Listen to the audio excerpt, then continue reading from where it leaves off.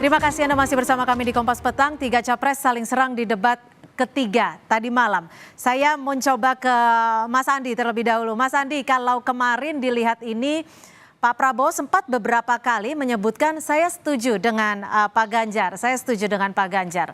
Bagaimana respon Ganjar dan juga tim pemenang melihat ini?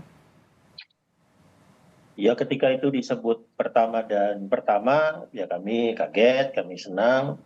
Begitu disebut yang kedua gitu, kami mulai memperhatikan data tentang pergerakan real time sentiment di media. Begitu disebut yang ketiga, kami yang di breakout room langsung rapat untuk menentukan apa sebetulnya positioning yang diinginkan 01 dan 02 ke 03. Ya, lalu ya di situ ketika breakout terjadi ya diputuskan bahwa Mas Ganjar kemudian akan memakai data-data keras ya untuk bertanya sebetulnya baik ke 01 dan 02 tentang pertahanan. Jadi ada opsi Mas Ganjar bertanya tentang keamanan, ada opsi Mas Ganjar bertanya tentang hubungan luar negeri misalnya, tapi tidak. Mas Ganjar ke Anies nanya tentang pertahanan, tentang utang. Mas Ganjar ke Pak Prabowo nanyanya juga tentang pertahanan, tentang indeks-indeks yang turun. Nah itu antara lain karena di breakout room-nya kami melihat bagaimana positioning berusaha dilakukan 01 dan 02 dan dilihat dari real time sentiment yang ada di gadget kami pada saat debat berlangsung. Mas Zaky, kalau menyebut setuju dengan pernyataan Pak Ganjar, ini sebenarnya apa yang ingin disampaikan Prabowo? Positioning kah? Atau memang strategi kah? Atau ada hal lain? Loh, kalau Pak Prabowo ini kan memang seorang yang tulus ya. Bahkan Gus Dur aja almarhum pernah menyampaikan, Pak Prabowo ini adalah orang yang paling tulus dan ikhlas berbuat untuk negeri ini gitu loh. Jadi kalau misalnya beliau rasakan bahwa kan bukan hanya Mas Ganjar ya, setahu saya 01 juga ada yang beliau mengiyakan juga, oh saya setuju nih gitu. Ya karena bagi beliau, jika emang baik ya beliau setuju. Beliau sampaikan, tapi kalau misalnya menurut beliau tidak pas ya beliau sampaikan tidak pas gitu. Jadi tidak ada dalam konteks ingin menaikkan elektoral atau dengan elektabilitas, karena bagi beliau. Jadi tidak direncanakan dengan setuju dengan perspektif? Tidak. Kalau beliau kan apa adanya gitu. Ada yang kemudian fake, ya silakan kan publik yang menilai. Ya kan ada yang gayanya fake, yang mulutnya manis, narasinya luar biasa, tapi tidak mengerti substantif. Kan ada yang seperti itu gitu misalnya. Atau kemudian mentor-mentornya luar biasa, kelihatan sekali ini drill dari mentornya. Tapi antara mengerti dan tidak yang dibicarakan, nah itu kan juga publik bisa menilai gitu. Tapi yang pasti Pak Prabowo kan sendiri sudah membuktikan gitu. Kita bicara mengenai ada pembentukannya bersama Kementerian BUMN namanya Defense ID. Kalau kita bicara mengenai industri pertahanan atau industri strategis, ada holding BUMN industri pertahanan loh. Dan ada upaya untuk meningkatkan TKDN dari produk pertahanan unggulan dari 41% saat ini menjadi 50% gitu. Ya kan? Lalu kemudian misalnya banyak misalnya seperti pesanan-pesanan di internal ya, yang ada peningkatan sampai berapa kali lipat ini. Ternyata itu sumbangsinya dari Kementerian Pertahanan. Kita bicara mengenai ranpis, kita bicara mengenai rantur, kita bicara mengenai peluru dan berbagai kebutuhan-kebutuhan lainnya. Jadi kalau kita bicara mengenai bahwa tadi seakan-akan persepsi bahwa Pak Prabowo apa-apa beli keluar, oh itu justru. Oke, kalau diajak soal buka data gimana tuh Mas Zaky? Loh ya sangat buka data ya bagus saja. Karena begini Mbak, tidak semua data kan bisa dibuka ke publik gitu, ya kan? Ada data yang memang tertutup, terbatas. Ada makanya pertanyaan besarnya begini sebenarnya nih. Pertanyaan besarnya adalah bahwa tadi makanya saya nanya Mas Iqbal, sebenarnya 01 ini masih kompak nggak sih gitu? Mas Anies ini ngobrol langsung dijawab PKB? Mas Iqbal. Ya, tadi pertama saya mengkritik tentang bagaimana Mas Herzaki. Belum selesai, sebentar. Silakan singkat. Enggak, maksud saya gini, kan ada tuh di Komisi 1. Emang nggak pernah ngobrol gitu mengenai data. Ya makanya mau saya dijelasin nih supaya tidak nganturnya nggak jauh nih. Gitu. Ini nggak ngantur, ini data kok semua. Jadi yang saya ingin saya bantah bahwa jangan libatkan TNI dan keluarga besarnya di sini. Walaupun TNI itu dia berkoordinasi di bawah Kementerian Pertahanan, dia dilantik langsung oleh Presiden. Penilaian Panglima itu ada lain sendiri. Jadi yang kita kritik adalah kepemimpinan personal Pak Prabowo sebagai Menteri Pertahanan. Ya, jangan dibawa-bawa TNI-nya karena TNI ini dia punya indikator kinerja kepuasan sendiri. Yang kedua adalah yang ditanya Pak Anies itu kemarin adalah tentang keterlibatan orang dalam. Itu kan tuduhan. Kalau tuduhan nggak benar kan harusnya bisa diperkarakan. Tapi kok malah tidak dijawab. ada PTYMI, ada apa namanya kerabat gitu ya, ada dari partai. Jadi kalau itu memang tidak benar, harusnya Pak Prabowo membantah dengan tegas. Oh nggak benar, saya jamin. Tapi tidak ada bantahan itu bahwa ada ordal di dalam pengadaan alutsista di Kementerian Pertahanan. Jadi yang ketiga, ya kami selalu dikaitkan dengan apa namanya Komisi 1, anggota DPR. Berbeda, mereka hanya mengesahkan. Adapun pengawasannya, ya banyak tuh, searching aja di Google.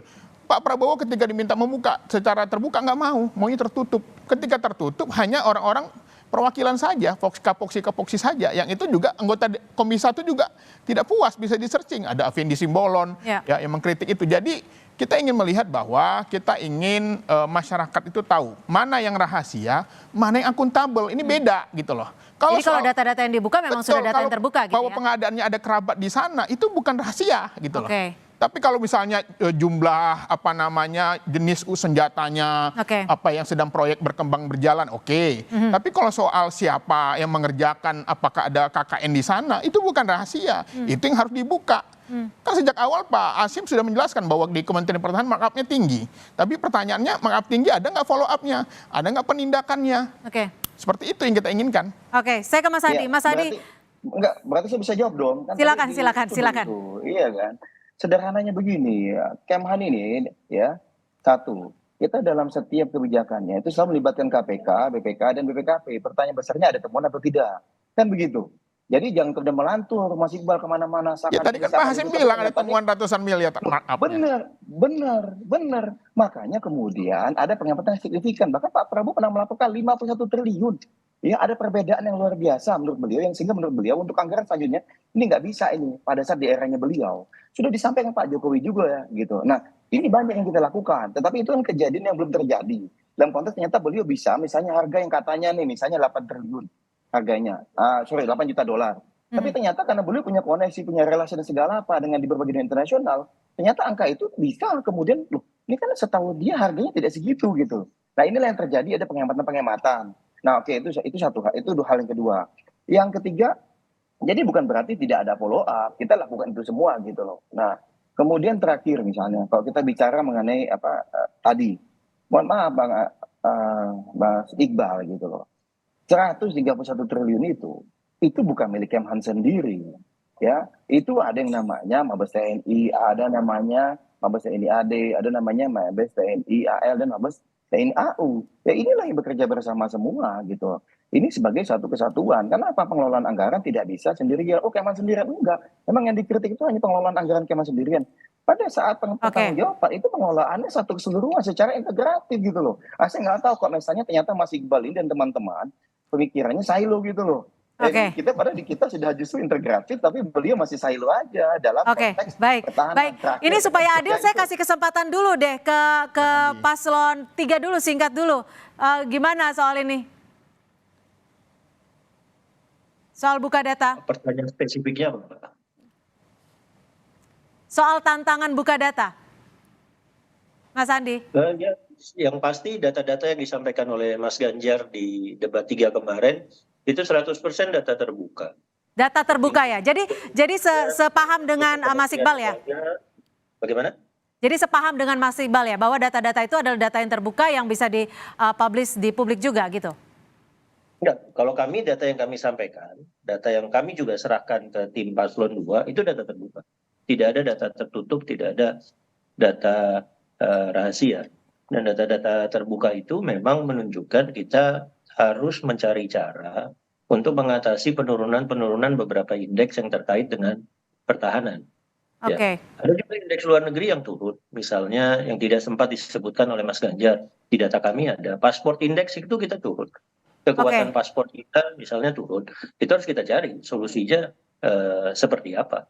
Ya. Tapi Pak Ganjar sampai meminta Pak Prabowo untuk boleh diizinkan didampingi oleh timnya. Iya, dan datanya akhirnya kami kasih ke tim paslon 2. Setelah debat, kami sampaikan seluruhnya.